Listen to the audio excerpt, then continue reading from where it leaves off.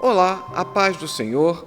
Estamos aqui em mais um vídeo da Escola Bíblica Dominical, hoje falando acerca do profeta Oséias, que na ordem em que ficou em nossas Bíblias, ele é o primeiro dos profetas menores, embora não tenha sido o primeiro na ordem cronológica. Não deixe de se inscrever no canal, deixe o seu like, deixe também suas sugestões, comentários, dúvidas e não deixe de assistir o vídeo até o final.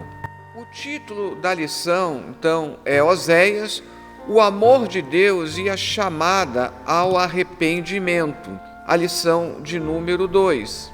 O texto áureo nos diz: porque eu quero misericórdia e não o sacrifício, e o conhecimento de Deus mais do que os holocaustos. Oséias 6:6. Verdade aplicada.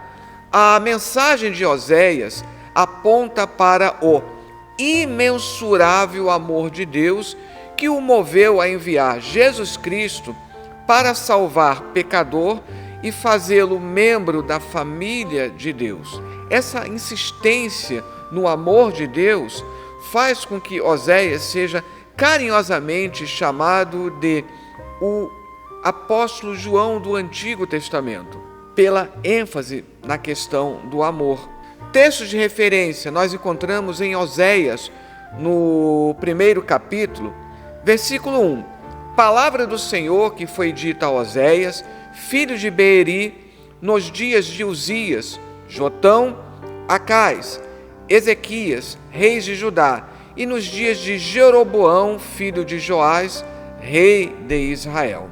O princípio da palavra do Senhor por Oséias. Disse, pois, o Senhor a Oséias: vai, toma uma mulher de prostituições e filhos de prostituição, porque a terra se prostituiu, desviando-se do Senhor.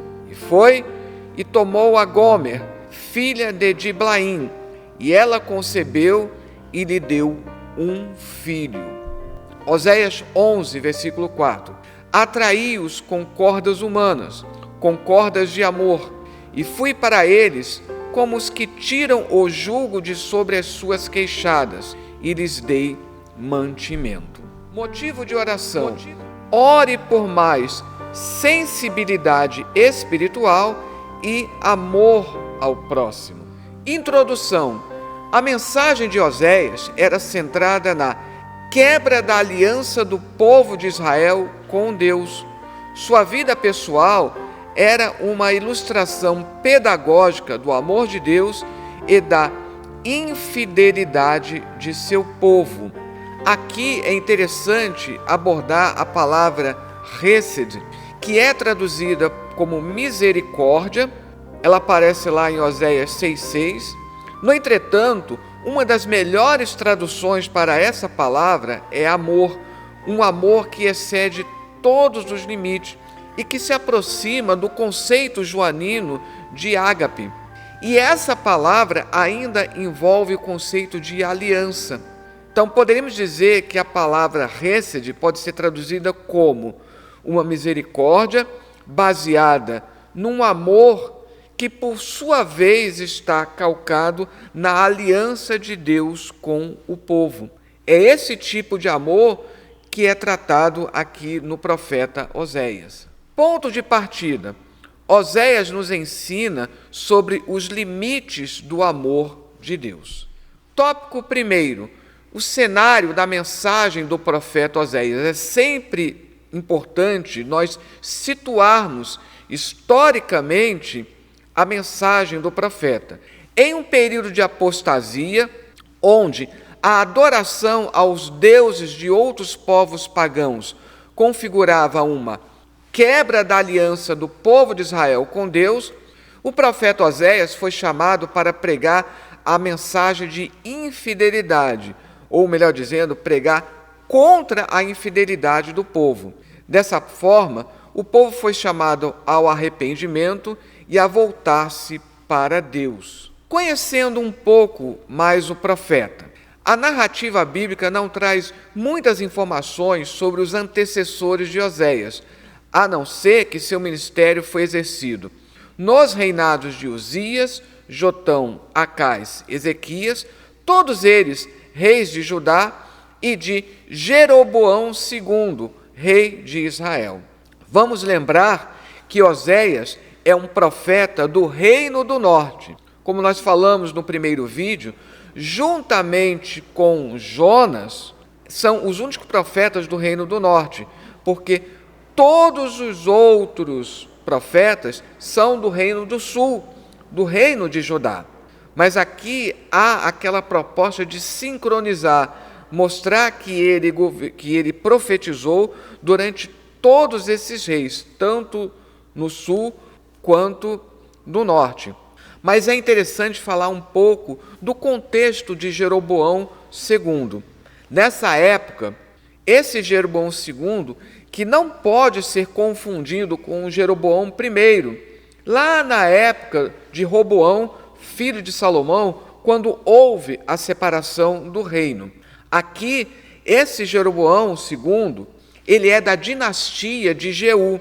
E o que nos chama a atenção é que Jeú, dentro da narrativa lá do segundo livro dos reis, foi ele que terminou com a idolatria que existia acerca de Baal, o culto a Baal, que tinha sido introduzido através de Jezabel, a esposa do rei Acabe, ainda na época da dinastia de Onri.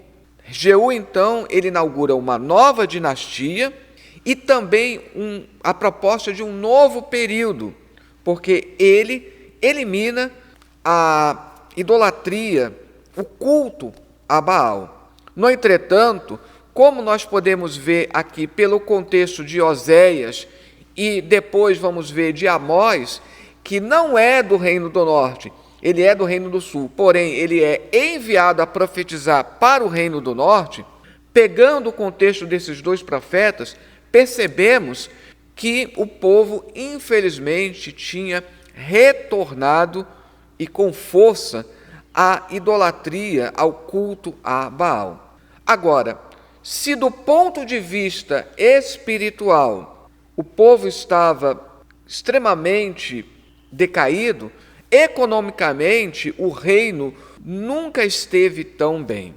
Pesquisas arqueológicas mostram que a época de Jeroboão II é a época mais esplendorosa do reino, que é comparável, inclusive, ao que se descreve acerca de Salomão, para vocês terem uma ideia. E isso é demonstrado lá em 2 Reis 14, 25, na profecia de Jonas. Mas depois, quando nós falarmos do profeta Jonas, vamos falar sobre isso novamente. Mas ali demonstra como Deus está confirmando economicamente, politicamente, todo esse poderio. O povo, então, do ponto de vista econômico, nunca esteve tão bem, mas espiritualmente ele se encontra num momento extremamente ruim. E é esse contexto que nós vemos em toda a pregação do profeta Oséias. Foi contemporâneo do profeta Isaías e possivelmente também dos profetas Amós e Miqueias. O que muitos estudiosos apontam é que Amós foi o primeiro profeta escritor, então ele teria antecedido tanto Isaías quanto Oséias e Miqueias, mas a diferença de tempo não teria sido tanta assim. Por isso que se coloca eles como contemporâneos ou quase contemporâneos. No caso de Amós, ele veio um pouco antes, mas como nós não sabemos o quanto antes, então fica essa dúvida. Seu ministério prosseguiu por um período de aproximadamente 40 anos ou mais. É o que nós podemos deduzir quando mostra todos os reis do sul durante os quais Oséias profetizou.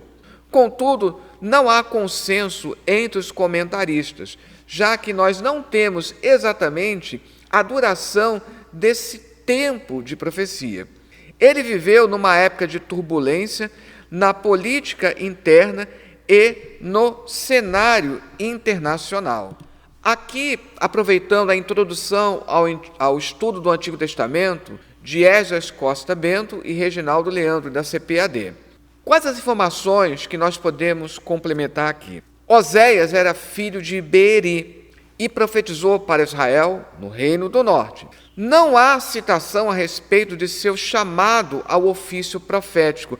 Não são todos os profetas em que nós temos essa descrição acerca da chamada profética. Nós temos de Amós, nós temos de Isaías, temos de Jeremias, mas no caso de Oséias, não temos. Então, não sabemos como, quando começou o ministério profético de Oséias. Como dissemos antes, pela descrição do período dos reis do sul, foi um longo período de profetismo. Mais informes do livro nos permitem saber algo sobre a sua personalidade. Somos informados pelas Escrituras que ele era afetuoso e compassivo, pela insistência que ele tem acerca da mensagem do amor, já que amor é a melhor tradução para a palavra hesed, que nós traduzimos como misericórdia.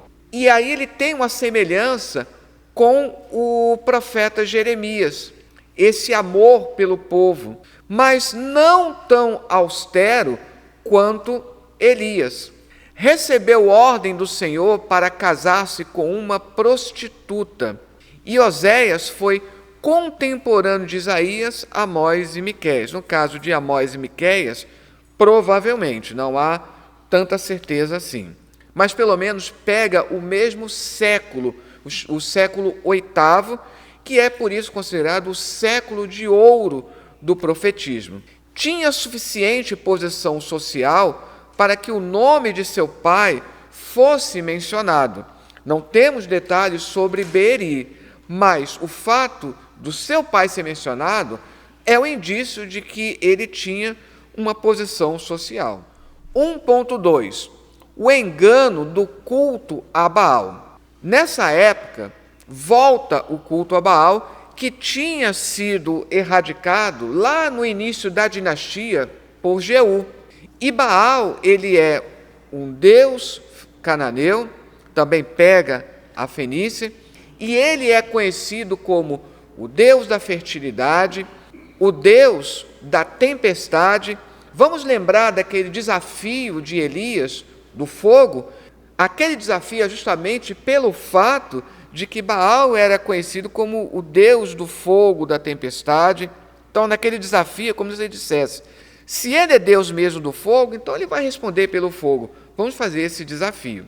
O capítulo 2 narra a metáfora do marido que ama uma esposa infiel para ilustrar e exortar o povo de Israel sobre o adultério que cometiam ao adorarem outros deuses. É interessante a mensagem do profeta Oséias porque nós temos esse recorte que possivelmente é biográfico.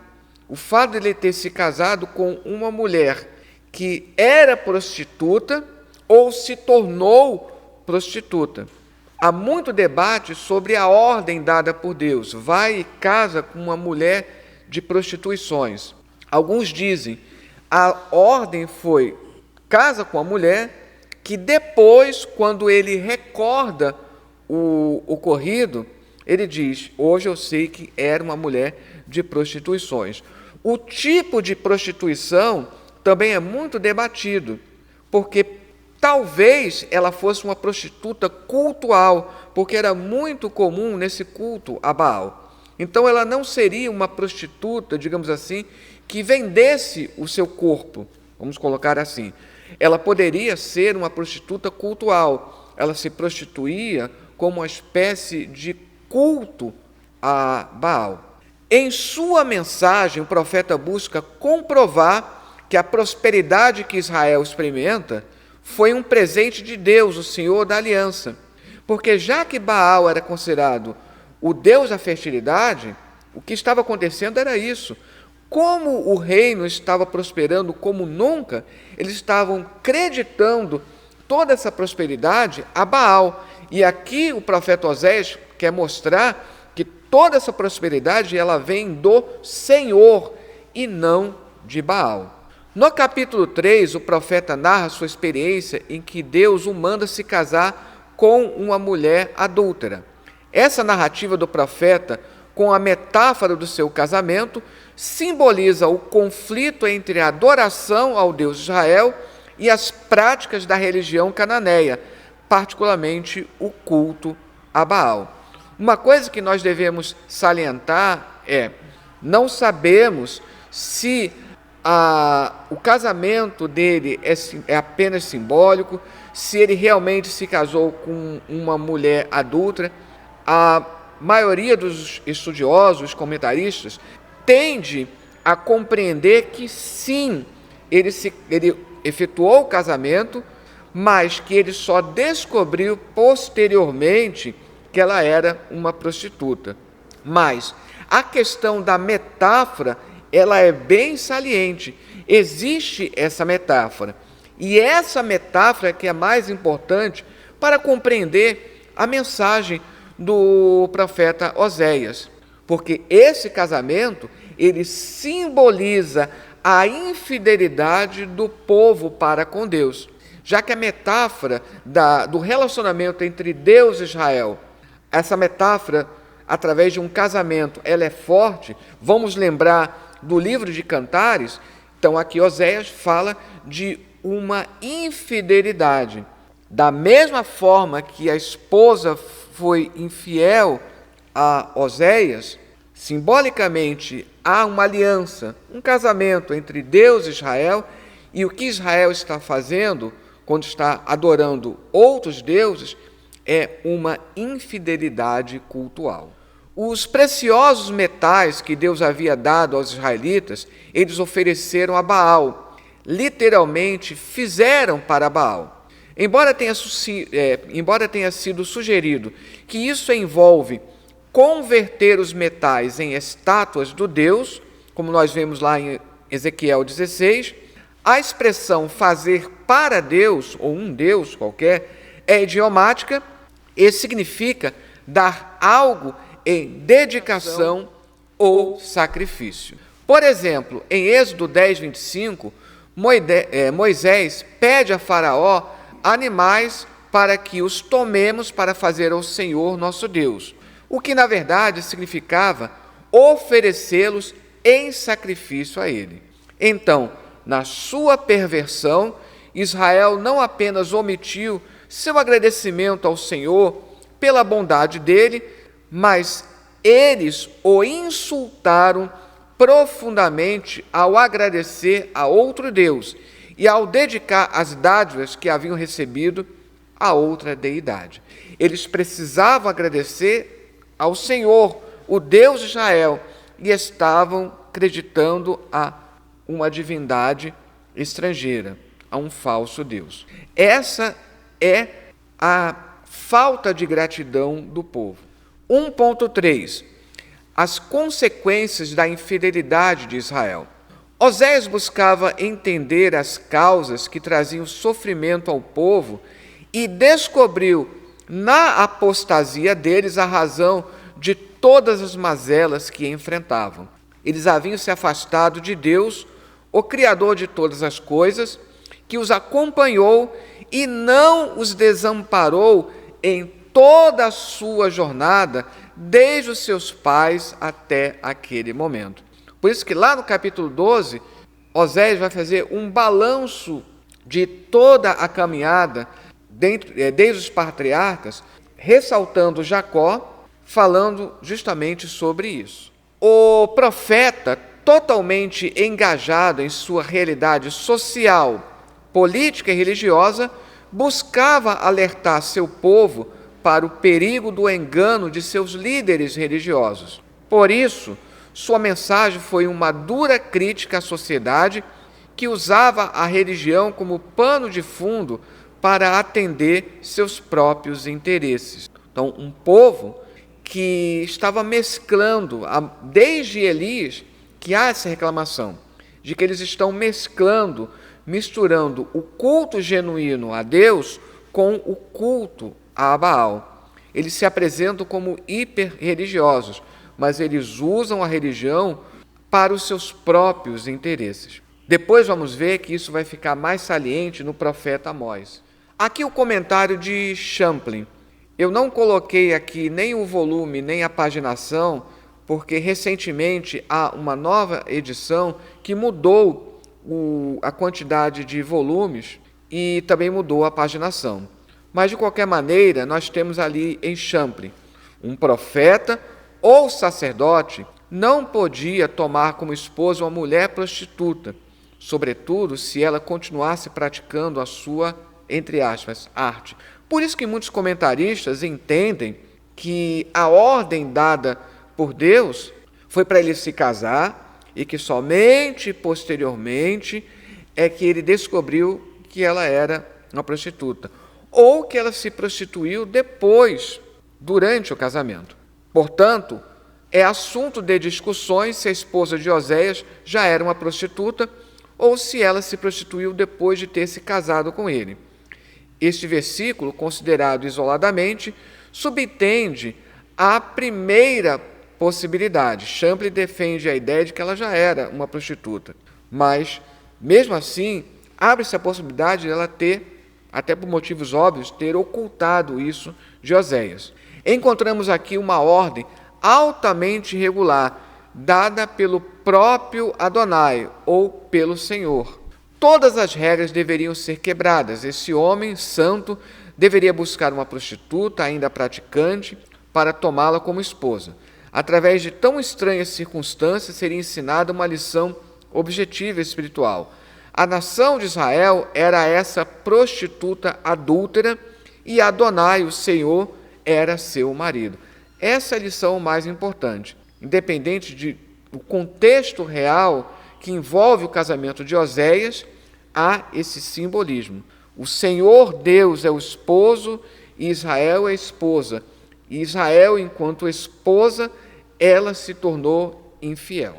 Fazendo aqui um balanço do primeiro tópico, eu ensinei que o tempo de prosperidade do povo de Israel, ao invés de despertá-los para a gratidão a Deus, levou-os à insensibilidade e à apostasia, uma insensibilidade espiritual.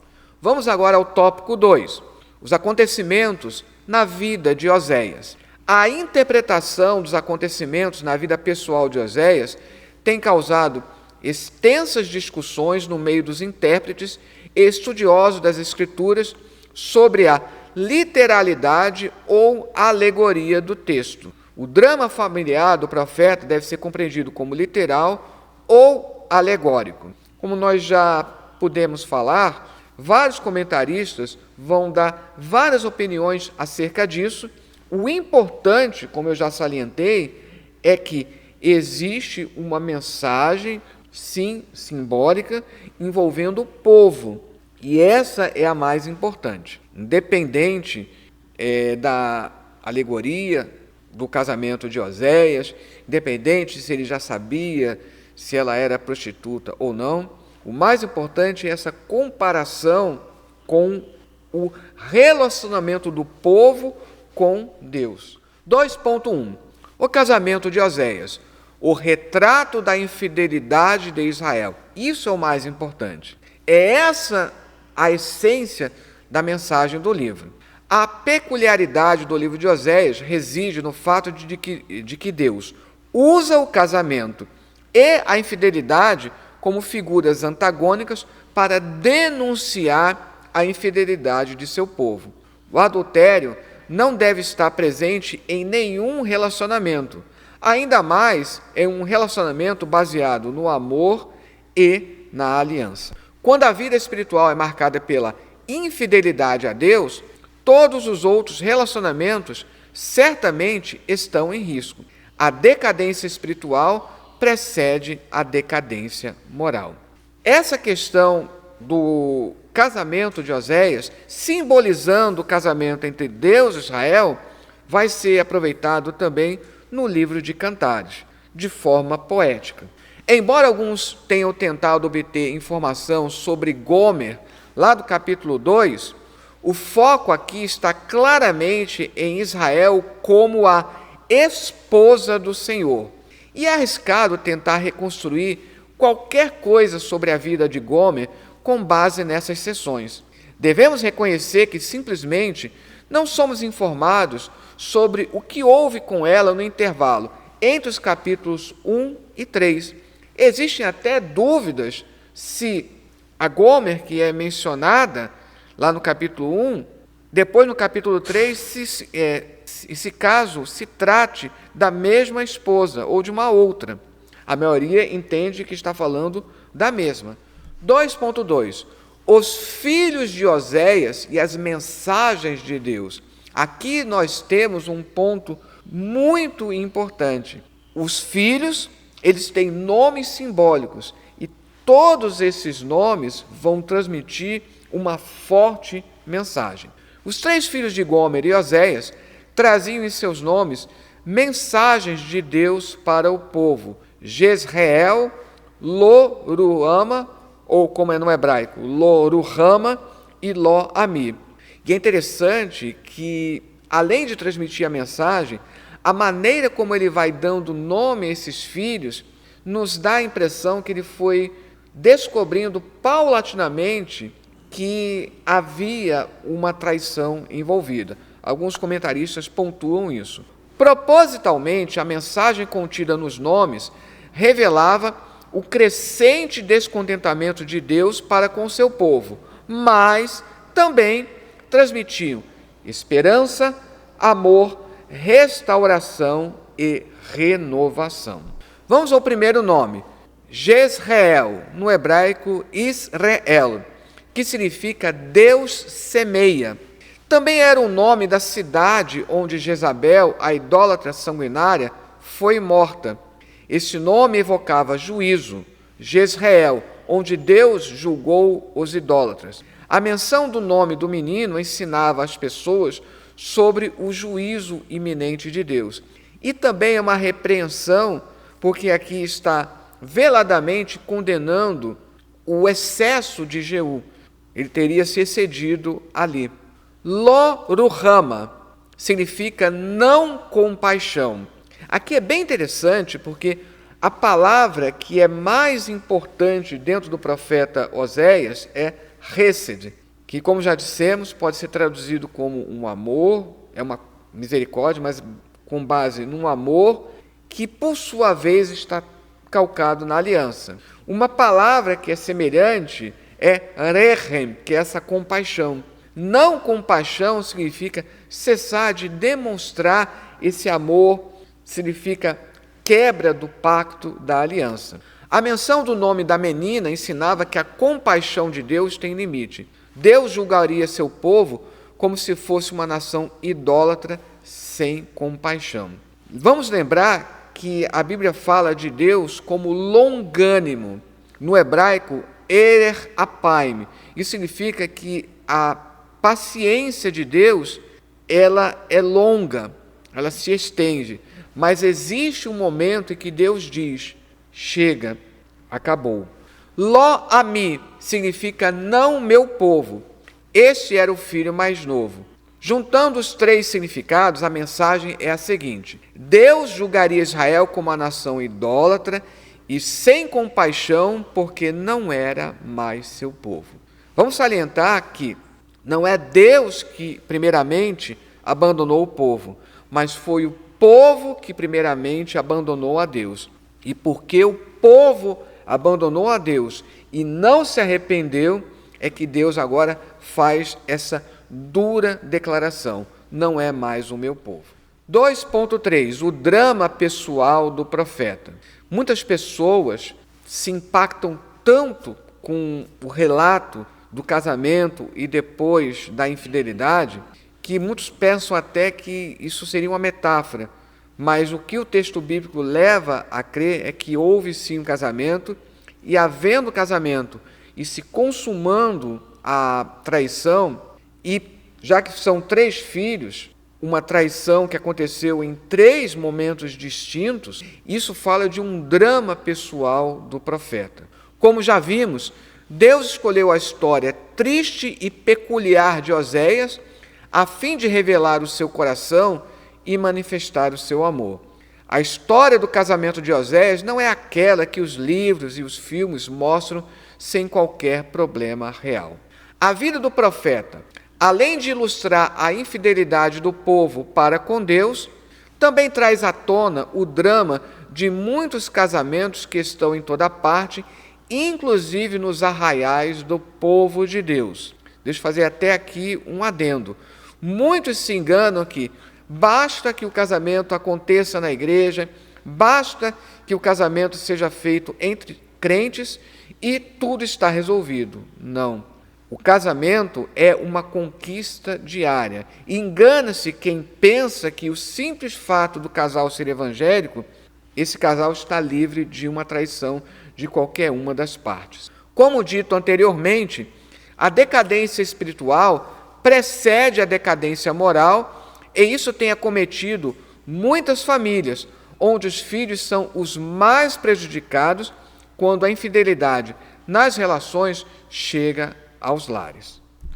O conceito de fidelidade, amor imutável ou, de forma mais geral, bondade, representado por Hesed, que é essa palavra aí no hebraico, apresenta um aspecto fortemente relacional ou baseado na aliança. Alguns biblistas dizem que essa palavra é uma das mais difíceis de serem traduzidas pela sua riqueza. É a palavra mais rica no hebraico, mais rica até do que ágape depois do Novo Testamento. Porque lá no Novo Testamento, ágape é uma palavra que no grego clássico ela não tinha tanta expressão, mas é o apóstolo João que vai transformar essa palavra para designar o amor especial, único de Deus. Mas no Antigo Testamento é essa aqui. E essa palavra é essencial a qualquer definição apropriada do termo. Hesed ocorre 246 vezes no Antigo Testamento, sendo que aproximadamente metade dessas ocorrências está nos Salmos. É interessante que aquele salmo que é lembrado pelo seu estribilho, Salmo 136, louvai o Senhor, porque a sua misericórdia dura para sempre, uma tradução mais adequada seria: louvai ao Senhor, porque o seu amor dura para sempre. E essa mensagem já está aqui no profeta Oséias. O termo Hesed, é empregado geralmente para expressar as atitudes e o comportamento dos homens no relacionamento mútuo, mas descreve mais frequentemente a disposição e as ações beneficentes de Deus para com o fiel Israel, seu povo, e para com a humanidade em geral. Fazendo então um balanço do tópico 2, eu ensinei que o Senhor ama com fidelidade o seu povo, mesmo quando o seu povo se torna infiel. Deus, temos que salientar isso, Deus nunca nos abandona, somos nós que abandonamos Deus. Tópico 3, Oséias para os dias de hoje. A história do profeta Oséias nos ensina sobre os limites do amor e o que está para além de suas fronteiras. Faz-nos pensar sobre até onde é possível amar alguém. Oséias ilustra uma metáfora do que é o verdadeiro amor, um amor que supera as expectativas humanas, um amor que tudo sofre, tudo crê, tudo espera e tudo suporta. Lembrando daquela passagem de Efésios, capítulo 5, quando ali compara o amor entre Cristo e a igreja, a união entre o marido e a mulher, embora muito se pense sobre o livro de Cantares como um todo, ali poderia haver que nós chamamos de eco, uma coisa bem sutil acerca da mensagem do profeta Oséias. Então, ali em Efésios, capítulo 5, é como se estivesse mesclando não somente uma menção ao livro de Cantares como um todo, como também a mensagem aqui do profeta Oséias. 3.1. O extraordinário amor de Deus. Apesar de tanta infidelidade, idolatria, violência, ainda depois de conscientemente rejeitarem a Deus, o chamado amoroso de Deus se fez ouvir através da mensagem do profeta. E aqui está um dos versículos mais belos aqui dentro desse livro. Oséias 14:1. Converte-te, ó Israel, ao Senhor teu Deus, porque pelos teus pecados tens caído. Uma outra maneira de traduzir é: volta, ó Israel, para o Senhor teu Deus. Havia um futuro de prosperidade reservado para os remanescentes fiéis após o exílio. O Senhor prometeu perdão, renovar a sua aliança e derramar bênçãos abundantes. Nós temos aí todas essas passagens ilustrando isso. São promessas que apontam para a vinda de Jesus Cristo, que estabeleceu uma nova aliança. Embora o termo nova aliança vai ser explorado por Jeremias. É um futuro no qual o povo de Israel, ao se arrepender, será chamado filhos do Deus vivo e desfrutarão das maravilhosas bênçãos de Deus juntamente com os gentios que se arrependerem. Então, lá no final do capítulo 1 diz: mas aonde vocês eram chamados não meu povo, vocês serão chamados filhos do Deus vivo. E é essa passagem que é aproveitada lá pelo apóstolo Paulo em Romanos capítulo 9. Ele permaneceu sendo o Deus deles e não desistiu completamente deles. Isso é o que Oséias salienta. Quando Oséias pronunciou essas palavras, ele ainda considerava a possibilidade de um arrependimento pessoal de algumas pessoas no meio daquela comunidade sitiada. Embora Oséias esteja profetizando ainda no momento em que Israel está no auge, Oséias já está advertindo do perigo do exílio, o perigo do cativeiro, que será consumado poucos anos depois, quando Samaria será tomada pelos assírios. Porque nós temos que lembrar desse contexto. O primeiro a ir para o cativeiro é o reino do norte, pelos assírios. Depois, mais de 100 anos depois, é a vez de Judá ir para o cativeiro da Babilônia. Da mesma maneira que Jeremias está advertindo para evitar o cativeiro da Babilônia, da mesma forma Oséias está aqui advertindo o povo acerca desse cativeiro. 3.2. Um chamado ao arrependimento. O livro de Oséias relata uma história de amor com detalhes constrangedores que passam longe de uma relação baseada verdadeiramente no amor e no compromisso. Com base nisso, faz clamores agonizantes e cheios de angústia ao reino de Israel, diante de uma situação de terrível apostasia. A dor do profeta ilustra a dor do próprio Deus. Nisso, ele se aproxima de Jeremias. Assim como o profeta ansiava trazer de volta sua esposa adúltera, livrando-a da degradação moral e do pecado, da mesma forma, Deus ansiava trazer para junto de si o povo de Israel. Daí esse versículo de Oséias 14, logo no versículo 1. Volta, ó Israel, ao Senhor teu Deus, porque pelos teus pecados tens caído. Jesus utilizou Oséias 6,6 para ilustrar o que significa verdadeiramente o arrependimento, o qual não deve ser um mero formalismo, e sim um sentimento sincero proveniente do interior e não do exterior. A maneira como Jesus utiliza lá, Oséias 6,6, se vocês soubessem o que significa misericórdia, quero, e não holocausto, vocês não condenariam os inocentes. Só aqui já seria uma aula à parte, mas bem interessante como o Senhor Jesus utiliza essa passagem do profeta Oséias para falar acerca do alcance da necessidade da misericórdia, ou melhor dizendo, do amor, esse amor que é representado pela palavra Hesed. O Senhor nunca havia pretendido que o sacrifício se tornasse um ritual que existiria por direito próprio, por si mesmo, porque isso levaria a que ele fosse visto como uma maneira de manipular Deus, algo muito próximo da ideologia pagã e equivalente à magia. Não era o sacrifício que garantia o favor de Deus. Mesmo no Antigo Testamento, isso deve ser salientado, mesmo no Antigo Testamento, o sistema sacrificial, ele era uma maneira de expressar o agradecimento do fiel a Deus. Está bem ilustrado pelo Holocausto. O holocausto era um sacrifício que não havia nenhum motivo especial para você fazer. Era a pura e simples expressão magnífica do agradecimento do adorador a Deus.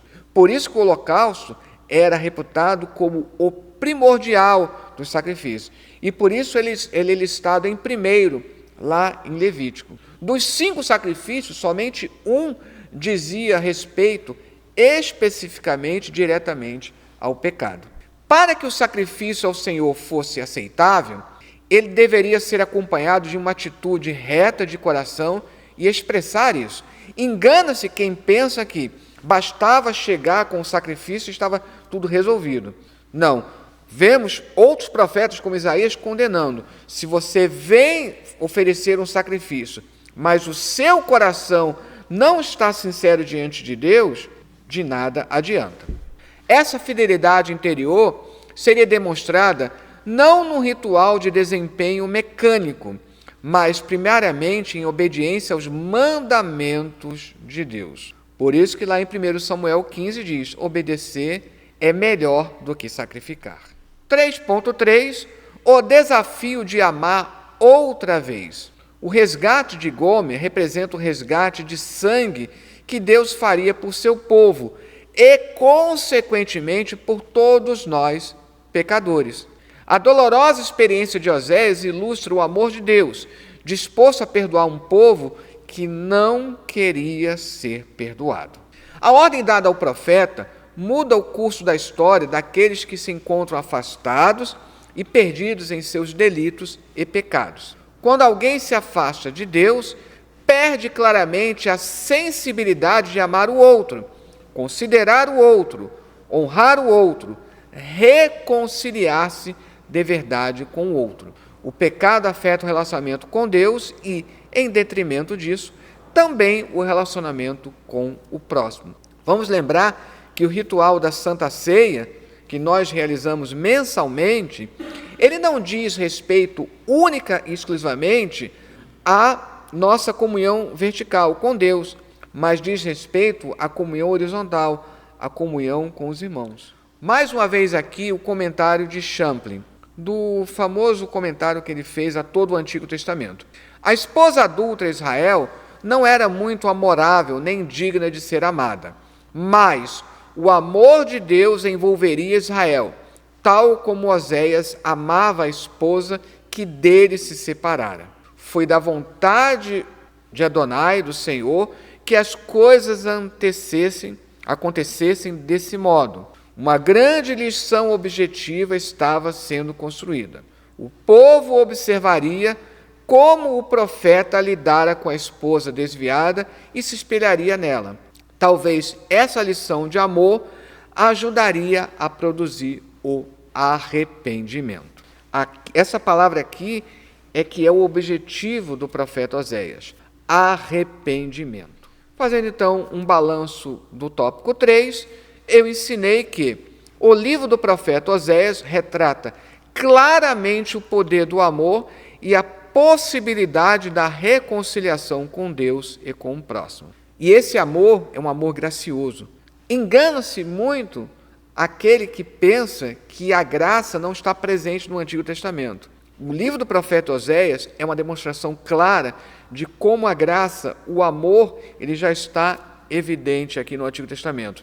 O que o Senhor Jesus fez lá na frente foi resgatar essa mensagem que já está aqui, que foi esquecida posteriormente. Conclusão: o amor de Oséias por sua mulher infiel é como o amor de Deus pelo pecador, um amor incompreensível e imensurável aos olhos humanos. Olha lá a citação de Efésios. Mas que alcançou pecadores que não mereciam tal graça e que hoje podem viver e testemunhar desse amor todos os dias. O livro do profeta Oséias ressalta isso.